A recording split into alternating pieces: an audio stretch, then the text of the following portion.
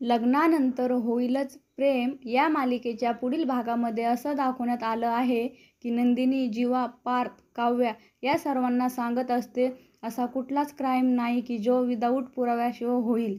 काही ना काही पुरावा मागे सुटणार आणि तोच पुरावा आपल्याला खऱ्या सत्याकडे लीड करेल. आणि पार्थ बोलतो, मग आता आपल्याला ही लीड शोधायची कुठून? तेव्हा सर्वजण कशाप्रकारे वसुंधरा आजीच्या विरोधामध्ये पुरावा शोधता येईल याचा विचार करू लागतात.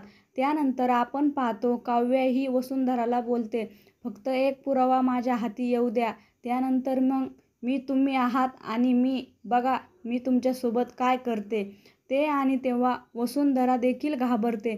त्यानंतर आपण पाहतो काव्या, पार्थ, नंदिनी आणि जीवा सर्वजण एका रूममध्ये जातात आणि त्यावेळेस त्यांना एकत्र जात असताना पिहूची आई पाहते आणि ती रम्या वसुंधराला सांगते, मी त्या चौघांना एकत्र एका रूममध्ये जाताना बघितलेलं आहे.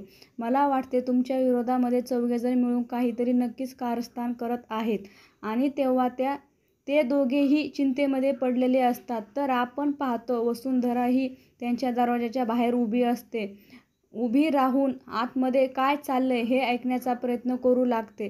तर आतमध्ये आपण पाहतो जीवा हा दीपकला फोन लावतो. दीपकला विचारतो, तू नंदिनीला एकट्यानेच किडनॅप केले होतेस असे नाही तर तुझ्यासोबत तुझा ड्रायव्हर देखील होता.